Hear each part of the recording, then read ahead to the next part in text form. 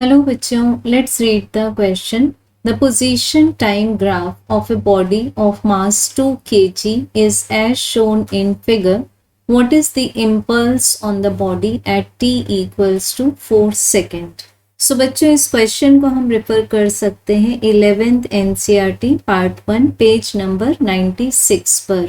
Question में given है एक बॉडी जिसका मास m मान सकते हैं, न्यूमेरिक वैल्यू गिवन है 2 kg और इसका पोजीशन टाइम ग्राफ इस अटैच्ड ग्राफ में शो किया गया है जिसमें कि y एक्सिस पर शोन है position of the body in meter and x axis पर शोन है time taken by the body in second. So यहाँ पर हमें फाइंड करना है इम्पल्स को मान लेते हैं j at t equals to 4 second. सो बच्चों बेसिकली अगर हम t इक्वल्स टू 4 सेकेंड पर चेक करें तो यहाँ पर जो बॉडी की पोजीशन है वो 333 ही रह जाती है 4 एंड ऑनवर्ड्स में। सो इट मीन्स क्या हुआ कि 4 सेकेंड से आगे बॉडी की जो वेलोसिटी है वो कांस्टेंट हो चुकी है। इट मीन्स अब कांस्टेंट वेलोसिटी कैसे निकालेंगे हम? Velocity at t equals to 4 second, this will be the position of the particle divided by the time, so which is 3 divided by 4 and it is in meter per second.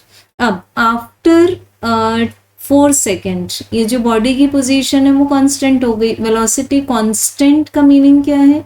इस condition में velocity 0 हो चुकी है और ये particle, ये जो body है वो एट रेस्ट आ चुका है। It means after t second अगर हम फाइंड करना चाहते हैं after t is equal to 4 second, so body की वेलोसिटी 0 हो जाती है।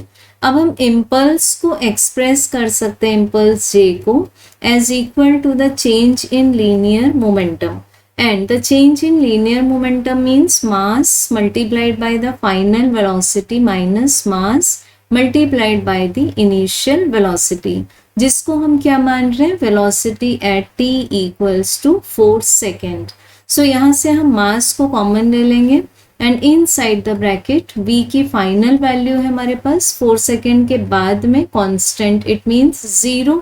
सो न्यूमेरिक वैल्यू 0 है माइनस इसकी इनिशियल वैल्यू है t इक्वल्स टू 4 सेकेंड पर थी हमारे पास 3/4।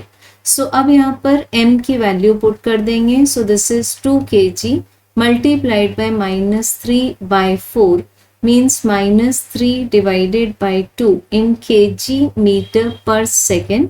सो बच्चों इस क्वेश्चन का करेक्ट आंसर होगा ऑप्शन नंबर 4। Thank you.